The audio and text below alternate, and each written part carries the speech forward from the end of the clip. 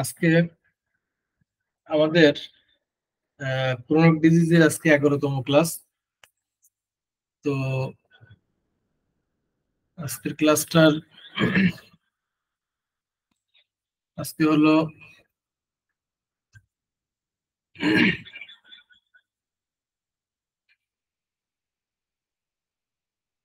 আজকে হলো 14 তারিখ, 14/8/2024। তো আজকে যারা ক্লাসে আছেন আমি সবাইকে আন্তরিক শুভেচ্ছা জানাচ্ছি বা ধন্যবাদ জানাচ্ছি, জানিয়ে ক্লাসে শুরু করতে যাচ্ছি। আজকে ক্রনিক ডিজিজের আজকে 11তম ক্লাস। তো আজকের যে টপিকস, আমি ডাইরেক্ট টপিকসে আমরা চলে যাই। আজকে টপিকটা হচ্ছে discuss the characteristics features of সোরা। সোরার যে ক্যারেক্টার বা চারিত্রিক যে বৈশিষ্ট্যগুলো, এই বৈশিষ্ট্যগুলো নিয়ে আলোচনা হবে আজকে। আর আরেকটি বিষয় হচ্ছে যে ডিসকাস অন স্ট্রে কারেন্ট, অর্থাৎ বিপদগামী যে একটা পরিবেশ, বিপদগামী স্রোত সম্পর্কে আলোচনা হবে। বিপদগামী, যেটা বিপদে যাচ্ছে, এই যে একটা টেন্ডেন্সি নিয়ে আলোচনা হবে। তো আমরা আলোচনা শুরু করি। সোরার যে ক্যারেক্টার, সেই আমরা ইতিপূর্বে সোরা, সিপিএস এবং সাইকোসিস নিয়ে বিস্তারিত আলোচনা করেছি। আজকে আবার সোরার যে এগুলো হচ্ছে রিভিশন ক্লাসও বলা যেতে পারে, যে আমরা এগুলো রিভিশন করতেছি। ইতিপূর্বে সোরা নিয়ে বিস্তারিত আলোচনা হয়েছে, সিফিলিস নিয়ে আলোচনা হয়েছে এবং সাইকোসিস নিয়ে আলোচনা হয়েছে, টিউবারকুলার নিয়ে আলোচনা হয়েছে। কিন্তু আজকে সোরার চারিত্রিক লক্ষণগুলো নিয়ে আমরা একটু স্পেসিফিক আলোচনা করব, এবং আজকে আলোচনাটা করে আবার কেন মানুষজন বিপদে যায় এই বিষয়গুলো নিয়ে কথা বলে আজকে আলোচনা শেষ হবে আমাদের। আমরা জানি যে সোরা মূলত, সোরা সম্পর্কে যদি একটু একটু ব্রিফ করি, যে সোরাটা হচ্ছে মানব দেহে প্রাণ সত্তার সাথে এটা ছড়ায় পড়ে এবং একটি অনুকূল পরিবেশ পেলে এটা আত্মপ্রকাশ করে। আর এই সোরাটা দুই রকমের হয়, একটা হচ্ছে সুপ্ত সোরা, একটা হচ্ছে বিকশিত। অনেক সময় দেখা যায় সোরা সুপ্ত থাকে, অনেক সময় বিকশিত হয়। বিকশিতটাই আমরা রোগ বলে ধরি, কিন্তু অনেক সময় সোরা সুপ্ত থাকে। উপযুক্ত পরিবেশ পেলে এই সোরা বিকশিত হয়, উপযুক্ত পরিবেশে সোরা বিকশিত হয়। এখন এই যে সোরার চারিত্রিক যে লক্ষণগুলো, এই চারিত্রিক লক্ষণগুলো আমরা নিয়ে একটু ডিসকাস করি, আলোচনা করি। যেমন সূরা চরিত্রটা একটু অদ্ভুত টাইপের, এবং সূরা এই রোগীদের মনোকুণ্ডানো হয়, যে কারণে এরা বিপথে যায়, বেশি বিপদে যাওয়ার জন্য উদ্গ্রীব হয়। তো এদের চরিত্রটা ভিন্ন টাইপের, একটু পিকুলিয়ার টাইপের। যেমন সূরার রোগীদের বাচ্চারা বাচ্চারা যে মানে কয়লাগুলো খায়, কয়লা খাবে, মানে কাঠ কয়লা, পোড়া মাটি, মাটি যখন ওই চুলার যে মাটিগুলো পড়ে যায়, এগুলো খাইতে অভ্যস্ত। মানে যত যেগুলো অখাদ্য আছে, তারা বাচ্চারা চক খায়, চক খেয়ে ফেলায়, কয়লা খেয়ে ফেলায়, খড়ি মাটি খেয়ে ফেলায়। তো এগুলো খাওয়ার জন্য, এই অখাদ্য খাইবার জন্য তাদের ইচ্ছা হয়, তারা খায়। বাচ্চাদেরকে নিষেধ করলেও এই বাচ্চারা এগুলো শুনে না। তারা সবসময়ের জন্য টার্গেট করে আম্মা বা আব্বা বা গার্জিয়ান কখন আহ একটু দূরে থাকবে, সেই সুযোগে এই পোড়া মাটি খাবে, কয়লা খাবে। লিখতে বসায় দেওয়া হয়েছে, চক খাইয়ে ফেলছে। এটা বাচ্চাদের, সূরার যে বাচ্চাদের চেনার কিছু লক্ষণ। আচ্ছা, একটু যদি বয়স হয়, সেক্ষেত্রে তাদের লক্ষণটা হচ্ছে তাদের মুখটা শুষ্ক থাকে। যাদের সূরার রোগীদের একটু বয়স প্রাপ্ত হলে ব্রণ হয়, মুখে ব্রণ ব্রণ জাতীয় হয়, এগুলো হয়। অস্বাভাবিক ক্ষুধা থাকে। এই যারা সূরার যে চরিত্র, সবই হচ্ছে সূরার চরিত্র।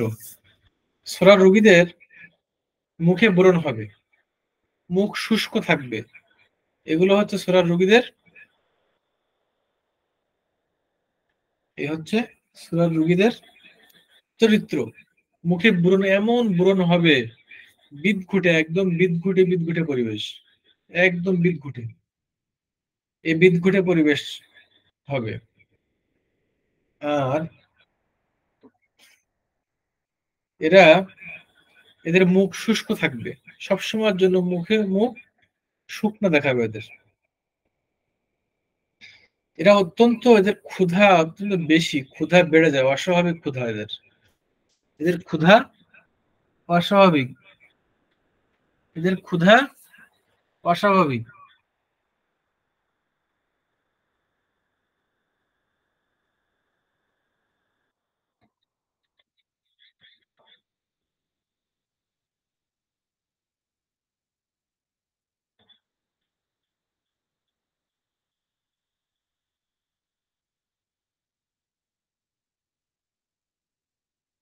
আর এই সোলার রোগীরা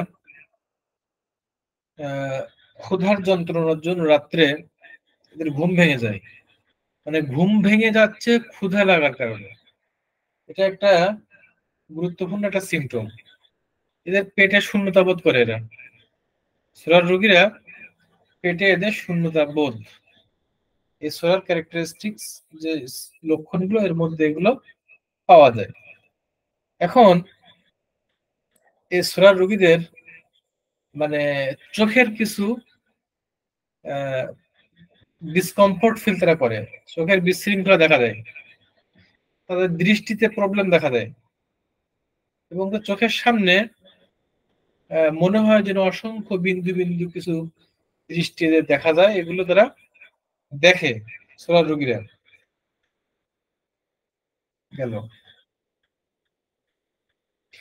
এরপরে সোলার রোগীদের চুলগুলো শুষ্ক হয়, সোলার রোগীদের চুল শুষ্ক হয়, এদের চুলগুলো যেমন কেমন কেমন যেন কোস্টার, যে কোস্টাল সাইডে যেরকম হয় ওরকম একটু ডিসকালারেশন থাকে, চাকচিক্যবিহীন হয়, এবং এই সোলার রোগীদের শরীরে ঘাম হয়, ঘামটা অনেক বেশি হয় না, এবং ঘামটা অল্পতে হয়, কিন্তু মানে সেই ঘামটা আহ, মানে একটু অল্প পরিমাণে হয়ে আবার মিশে যায়। বয়স হয়নি কিন্তু চুল পেকে যাচ্ছে, বয়স হয় নাই কিন্তু চুল পাকে, এবং অল্প পরিমিত স্থানে টাক পড়ে, অল্প জায়গায় টাক পড়ে, অল্প জায়গায় টাক পড়ে, এই সোয়া রোগীদের টাক পড়ে।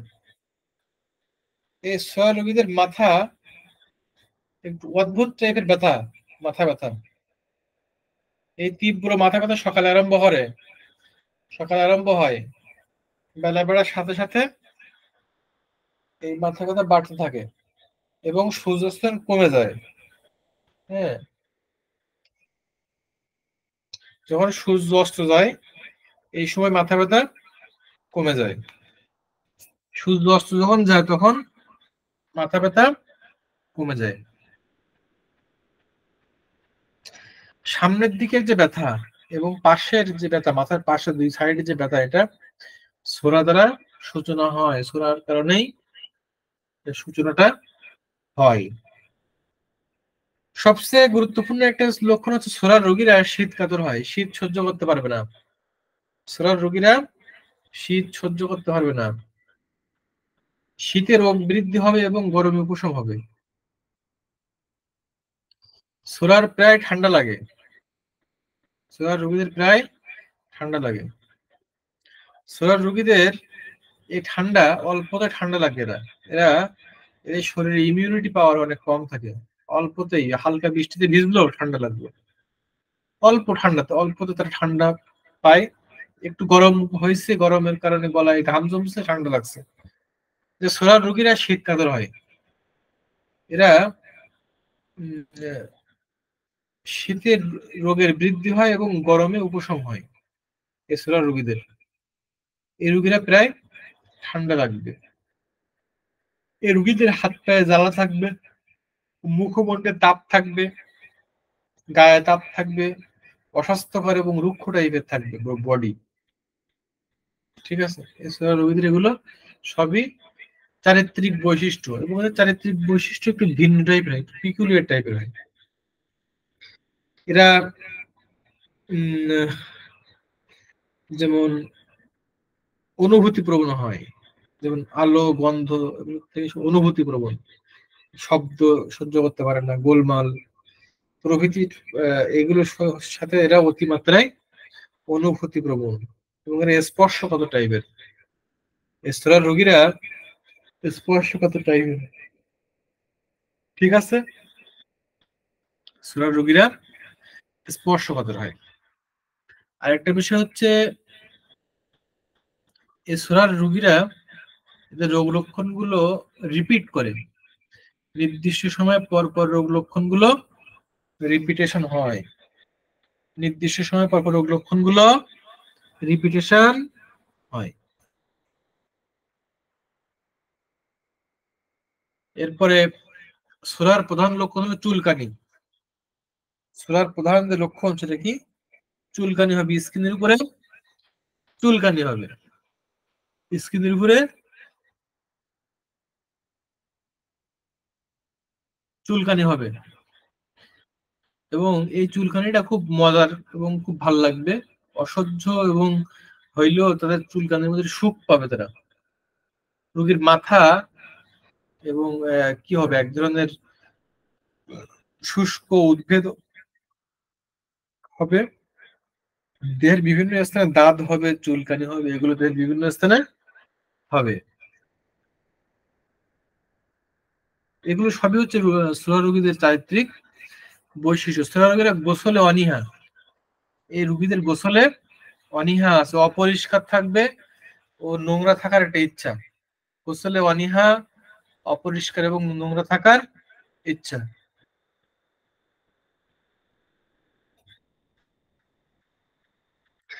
টক খাবে, যারা টক পছন্দ করবে, মিষ্টি পছন্দ করবে, ভাজা পছন্দ করবে এবং চর্বি জাতীয় খাদ্য পছন্দ হবে। এই ছোলা রোগীদের সবই চারিত্রিক বৈশিষ্ট্য, এগুলো সত্য চরিত্র, এই চরিত্রের মানুষেরা একটু অদ্ভুত টাইপের। এই ছোড়ার কারণেই পৃথিবীর যত মানুষের যত রোগ আছে, পৃথিবীতে যত মানুষ আছে এবং সকল মানুষের যে রোগগুলো হয় সবই ছোড়ার কারণে হয়। টোটাল রোগের 8/7 ভাগই হচ্ছে ছোড়া, বাকি 1 ভাগ অন্যান্য গ্রুপ তারা সেখানে এসে তারা অন্য ফরম্যাটে চলে যায়, কিন্তু 8/7 ভাগই হলো ছোড়া।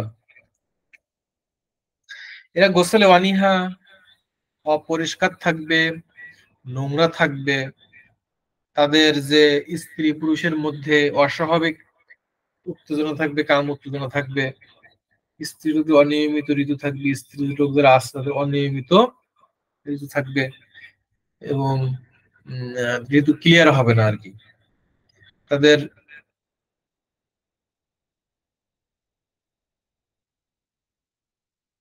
শরীরের যে সমস্ত নির্গমন যে পথগুলো আছে সেগুলো লাল বর্ণ থাকবে।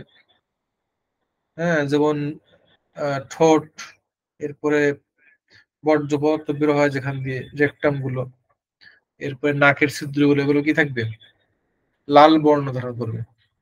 এগুলো হচ্ছে এই স্তর রোগীদের অন্যতম বৈশিষ্ট্য। সম্মানিত বুঝতে, যারা ক্লাসে আছেন আমি বলবো যে এই আলোচনাগুলো খুবই গুরুত্বপূর্ণ। এগুলো আহ খুব মনোযোগ দিয়ে শুনতে হবে এবং এগুলো স্টাডি করতে হবে, কোনো বিকল্প নেই। এই ক্রনিক সাবজেক্ট, ক্রনিক ডিজিজ, এই সাবজেক্টটি হচ্ছে একটি রসকসহীন সাবজেক্ট। এই সাবজেক্টে কোনো রসকস নেই, কিন্তু এটা যদি একবার আমরা বুঝতে পারি তাহলে আমাদের জন্য অনেকটা হেল্পফুল হবে। হোমিওপ্যাথিক কনসেপ্ট, হোমিওপ্যাথিক কনসেপ্ট হচ্ছে এই ক্রনিক ডিজিজ। এই ক্রনিক ডিজিজ বুঝলে চিকিৎসা ক্ষেত্রে অনেক সফলতা হবো আমরা। এই মানে ছোরার যে চরিত্র তার মধ্যে আরো আছে, ছোরার রোগীরা অস্বাভাবিক ক্ষুধা, তো আমি আগেই বলেছি। এরপরে এরা অলস টাইপের, এরপরে এরা ভণ্ড, ধর্ম নিয়ে ভণ্ডামিপূর্ণ চলাফেরা করে, বদমায়েশ কিন্তু মানে ধার্মিক টাইপের, ধার্মিক সেজে থাকে। এদেরকে বলা হয় মুখোশ পরা ধার্মিক, তাই বলা হয় মুখোশ পরা ধার্মিক বা মুখোশ পরা দার্শনিক। এদের কথা একটা দর্শন, দর্শন মনে হবে এখন দার্শনিক, এমন এমন কথা বলবে, কিন্তু নিজেরা এগুলো আমল করে না, এগুলো মানে না। এগুলো হচ্ছে ছোড়া রোগীদের চারিত্রিক বৈশিষ্ট্য। এরা অল্পতেই, এরা উৎসাহহীন হয়ে পড়ে, এদের উদ্বেগ অল্পতেই, মানসিক চাঞ্চল্য সৃষ্টি হয়, ভয় পায়, এরা অল্পতেই ভয় পায়। ঠিক আছে। অপ্রয়োজনীয় যে দ্রব্য সামগ্রী এগুলো লাভের জন্য মানে ব্যাকুল থাকে, ব্যাকুল অভিলাষ।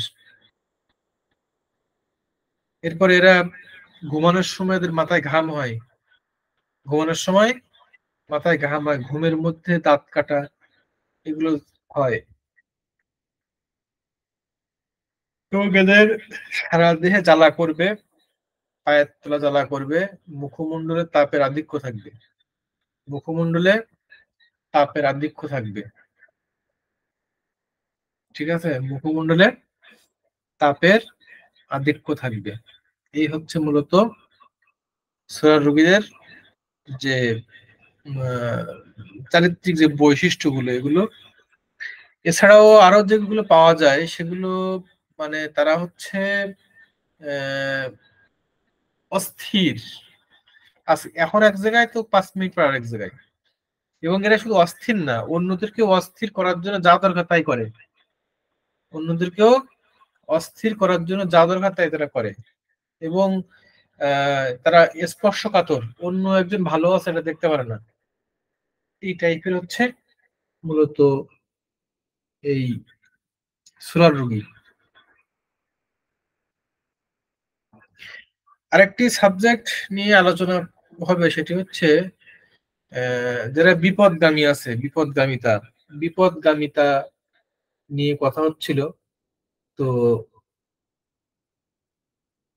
এই ছোরা মানুষকে বিপদগামী করে, মানুষকে মারাত্মকভাবে বিপদগামী করে। এই বিপদগামীর স্রোতটা, এটা ছোরার কারণেই সৃষ্টি হয় মূলত। পরবর্তীতে সাইকোটিক যখন মেশে তখন সাইকোসরিক হয়, তখন আরো খারাপ কথা চলে যায়, কিন্তু মূলত বিপদে নিয়ে যায় হচ্ছে ছোরা। কারণ আমরা জানি যে ছোরার কারণে মনোকুণ্ডয়ন হয়, এবং মনোকুণ্ডয়নের ফলে কি হয়, এই ছোরা মনোকুণ্ডয়নের ফলে এই মনের মধ্যে কিছু খারাপ কিছু বিষয় চিন্তা ভাবনা হয়, এবং এই চিন্তা ভাবনা কেন্দ্রিক দেখা যায় মানুষ খারাপ পথে পরিচালিত হয়।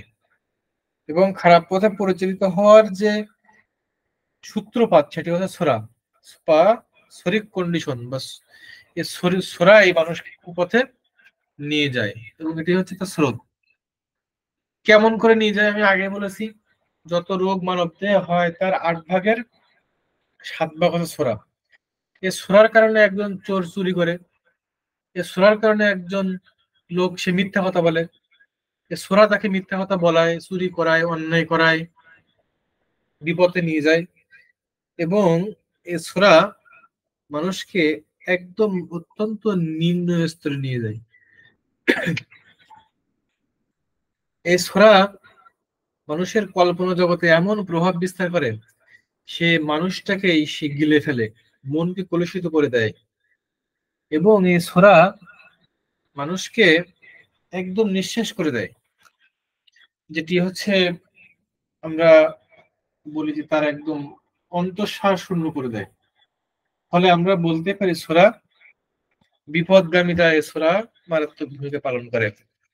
এবং এ ছোরা কি করে,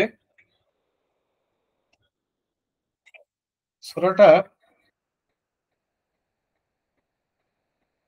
যদি আমরা কন্ট্রোল করতে পারি, তাহলে এই মানব জাতির ইতিহাসে বিপদগামিতা আর থাকবে না, বিপদগামী থাকবে না। যদিও ছোরা একদম নির্মূল হবে না, এই ছোরা সুপ্ত অবস্থায় থাকে, এবং তাকে যথার্থভাবে সুপ্ত অবস্থায় রাখতে হবে। এবং সেজন্য আমরা দেখতে পাই যে আমরা চিনবো কিভাবে? চিনবো, তার চুলকানি থাকবে, দাঁত থাকবে, পাঁচটা ঘা থাকবে, এগুলো সূরারই বহিঃপ্রকাশ। এবং এরা মানসিকভাবে অস্থির এবং মানসিক দিক দিয়ে এরা বিপথে পরিচালিত যে কোনো মুহূর্তে হতে পারে, এবং সূরা তাদেরকে বিপথে নিয়ে যাওয়ার জন্য যতগুলো রোল প্লে করার দরকার সেগুলো তারা করে। তারা অসৎ চিন্তা করে, তারা তাদের কি হয়,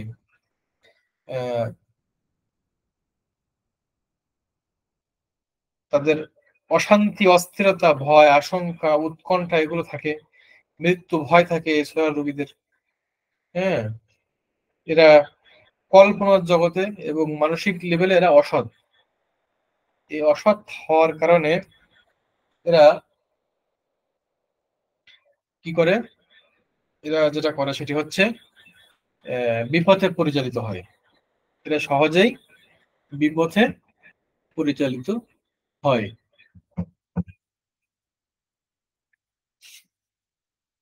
যত রোগ আছে তার 8 ভাগে 7 ভাগে ছোড়ার মানসিক লেভেল যখন খারাপ হয় তখন সে বিভিন্ন রোগে ভোগে। এবং এই ছোরাটা মূলত হিব্রু শব্দ। একটা রবার্টস এর মতে এটি হচ্ছে একটি হিব্রু শব্দ। হেনিম্যান বলেন, আদি রোগ বীজ সৃষ্টিকারী যে বীজ সেটি হচ্ছে ছোরা। এ হচ্ছে আদি রোগ বীজ সৃষ্টিকারী বিষ। প্রাচীনকাল থেকে মারাত্মকভাবে এই মায়াজম ঘটিত চিররোগ হলো ছোরা সর্বদেহে। এটা আছে, পরিবেশ পেলে এটা সজাগ হয় এবং এটা প্রভাব বিস্তার করে। কুচিন্তা, কুকর্ম যা আছে সব করায় ছোরা মানুষকে দিয়ে, এবং সমাজে একটা বিশৃঙ্খলা সৃষ্টি করে। অপ্রয়োজনীয়, মানে হয়তো প্রয়োজন না, কিন্তু ছোরার কারণে মানুষ লোভী হয়ে পড়ে, কামনা উদয় হয়, কামনা জাগ্রত হয়। সে দুনিয়ার সব তারে দিলেও এ সন্তুষ্ট হতে পারে না। কারণ তা তো সূরা মাহাজন থেকে বলতে সব তোমার, তুমি না, হচ্ছে যত দেয়া হবে সে তার তার মন ভরবে না, তার তৃপ্তি আসবে না। আর এই পৃথিবীতে এই যুগ যুগ ধরে এই মানব জাতিকে উৎপীড়ন করছে সূরা, মানুষকে অশান্তির মধ্যে রেখেছে, ভাই ভাই দ্বন্দ্ব, সংসারের মধ্যে অশান্তি, এবং সর্বোপরি সবাইকে আত্মীয়দের মধ্যে গন্ডগোল, যাই হোক না কেন, বন্ধুদের মধ্যে সমস্যা, ক্লোজ সম্পর্ক নষ্ট হয়ে যায়, সবই ছোড়ার কারণে হয়। ছোড়া মানুষকে লোভী বানায়, সংকীর্ণ করে। ছোড়া উদারতার প্রশ্ন উত্তীর্ণ হতে পারে না। তবে সে যখন আবার মানুষকে যখন খাওয়ায় তখন আহ, ভালো হইলে তার মতো ভালো আর নেই, এরকম কিছু সিচুয়েশন দেখা যায়। তবে মূলত মানুষকে খারাপ পথে পরিচালিত করে, বিপথে পরিচালিত করে ছোরা। এবং এই ছোরার সাথে যখন সিপিলিটিক কন্ডিশন অ্যাডজাস্ট হয়, সাইকোসিপিলিটিক হয়, তখন ওই সিপিলিটিক কন্ডিশন অ্যাডজাস্ট হয়, তখন এই আরো খারাপ পথে চলে যায়। এবং এর সাথে যদি আবার সাইকোসিস অ্যাড হয়, তাহলে সাইকোসেরিক হয়, তখন আরো এটা ভয়ঙ্কর রূপ ধারণ করে। সে টিউবারকুলার পেশেন্ট হয় এবং ক্রনিক রোগে আক্রান্ত হয়ে পড়ে। ফলে তার কি হয়? তার যে জিনিসটি ঘটবে সেটি হচ্ছে সে রোগগ্রস্ত হবে এবং মারাত্মকভাবে ভুল করবে, বিপথে পরিচালিত হবে। এজন্য সোরাকে নিয়ন্ত্রণ করলে সিফিলিস তার সাথে অ্যাড হতে পারবে না, এবং সাইকোসিস তার সাথে অ্যাড হতে পারবে না। মূলত হচ্ছে সোরাকে আমরা কন্ট্রোল করব, এটি হচ্ছে মেন বিষয়, মেন কথা। আমরা জানলাম যে সোরার চারিত্রিক বৈশিষ্ট্য কেমন, আর এই সোরাটির যে কি বলে এটা, যেটা বিপথে পরিচালিত করে, সেই বিপথে পরিচালিত এটা হবে না যদি আমরা সোরাকে কন্ট্রোল করতে পারি। এখন বর্তমান সময়ে মেডিসিনাল যে অ্যাগ্রাভেশন, এই কারণে অনেক সময় মানুষের শরীরে সমস্যা দেখা দিচ্ছে। এরপর খাদ্য খাবারে যে ভেজাল বিষ মিশ্রিত হচ্ছে, এবং আমাদের সমাজে যেভাবে অন্যায় চলতেছে, সবকিছুর পিছনে এই ছোরা এবং এই খাদ্য খাবারে কন্ট্রোল করতে হবে, ন্যাচারাল খাবার খেতে হবে, এবং সত্য কথা বলতে হবে, ধর্মীয় অনুশাসন মেনে চললে সূরা বিকাশ লাভ করবে না। ধর্মীয় অনুশাসন মেনে চলতে হবে, তাহলে এই সূরার বিকাশ লাভ করবে। সবসময় আমাদের খেয়াল রাখতে হবে যে সূরা যেন বিকাশ লাভ না করে। যারা ক্লাসে আছেন সবাইকে বলবো যে এই ক্রনিক ডিজিজ সাবজেক্টটি রস কষেন একটি সাবজেক্ট। এই সাবজেক্টটি আপনারা মনোযোগ দিয়ে খেয়াল করবেন। আসলে এটা সেই সাবজেক্টটি হোমিওপ্যাথি একটা দর্শন। এই দর্শনটা কঠিন একটা দর্শন। আমরা সবাই যদি এই বিষয়গুলো নিয়ে একটু চিন্তা করি, স্টাডি করি, তাহলে আমাদের সুন্দর একটি কনসেপ্ট আমরা মেডিসিন প্রয়োগ করতে পারবো এবং চিকিৎসাটা সহজ হয়ে যাবে। নিমেন এই অর্গান অফ মেডিসিনের 79, 80 এবং 81 তিনটা অ্যাফোরিজমে যে সূত্রটা দিয়েছিলেন, যে কথাগুলো বলেছিলেন, সেটি হচ্ছে শরিক, স্পিরিটিক এবং সাইকোটিক নিয়ে। এই কনসেপ্টের উপরে অনেক রুগী ভালো হচ্ছে, আমাদের কাছে অনেক রুগী ভালো হচ্ছে এই কনসেপ্টের উপর ট্রিটমেন্ট করে। হোমিওপ্যাথিতে আগামীতে যে মহামারী আসতেছে সেগুলো সবই হচ্ছে এই মহামারীগুলো ট্রিটমেন্ট করতে গেলে এই কনসেপ্টে আসতে হবে, মায়াজোমেটিক কনসেপ্টে আসতে হবে। তাহলে অবশ্যই রোগগুলো তাৎক্ষণিক ভ্যালুয়েশন হবে এবং আস্তে আস্তে শিকড়গুলো উপরে পড়বে এবং মানুষের রোগ নির্মূল হবে। আর সর্বোপরি সূরা সুপ্ত অবস্থা থাকবে, বিকাশ লাভ করবে না, তাহলে মানুষ বিপথেও যাবে না এবং বিপদের যে স্রোত থেকে আমরা মুক্ত থাকতে পারবো। সম্মানিত উপস্থিতি, আজকে আমরা আলোচনা যেটা করলাম সেটি হচ্ছে সূরার চারিত্রিক বৈশিষ্ট্য এবং এটার যে বিপদগামী স্রোত সে সম্পর্কে আমরা আলোচনা করলাম। আশা করি আমরা ক্লাসটি বুঝতে পেরেছি এবং এভাবে আমরা ক্লাসগুলো করব এবং এই অডিওটা আমরা ফ্রি টাইমে বেশি বেশি শুনবো। আজকের এই ক্লাসটি যদি কারোর বুঝতে অসুবিধা হয় তাহলে আপনারা বারবার শুনবেন এবং সর্বপ্রথম ক্রনিক ডিজিজ বইটি পড়বেন, নিমেনের ক্রনিক ডিজিজ বইটি পড়বেন। কলেজের যে বইগুলো আছে এগুলো পড়বো আমরা, বেশি বেশি পড়তে হবে, জানতে হবে। আর এই সাবজেক্ট যেহেতু রসকষায় সাবজেক্ট, ভালো না লাগতে পারে, কিন্তু পড়তে হবে, ধৈর্য ধরে পড়তে হবে এবং কনসেপ্ট নিতে হবে। তাহলে দেখবেন যে চিকিৎসা করে মজা পাচ্ছেন, ক্লিয়ার কনসেপ্ট, অল্প মেডিসিনে ভালো ট্রিটমেন্ট হচ্ছে। আর সকল মেডিসিন পড়ে মনে রাখা সম্ভব না বা ওইভাবে ট্রিটমেন্ট করে সফলতার থেকে মায়োজোমেটিক কনসেপ্ট ভালো মানে ট্রিটমেন্ট করা সম্ভব। আমরা আশা করব যে এই ক্রনিক ডিজিজ বইটি আমরা ভালো করে আয়ত্ত করব এবং আসলে একটি ক্লাসে 45 মিনিট বা সময়ে বা আধা ঘন্টা সময়ে আসলে এই কনসেপ্ট দেওয়া যায় না। তবে আমি সোর্স দিলাম, এই সোর্সে আমরা যদি স্টাডি করি তাহলে অবশ্যই আমাদের কনসেপ্টটি আমরা ধরে রাখতে পারবো বলে আমার বিশ্বাস। তো আজকে আমরা যে ক্লাসটি নিয়ে আলোচনা করলাম, এই ক্লাসটি আমরা সবাই বারবার শুনবো, এই আহ্বান রেখে ক্লাসটি আমরা এখন শেষ করব। যদি কারোর কোনো কোশ্চেন থাকে তাহলে আপনারা কোশ্চেন করতে পারেন। মূলত ক্লাসের যে তাত্ত্বিক বিষয়টা, এই তাত্ত্বিক বিষয়টা আমি মূলত উপস্থাপনা করলাম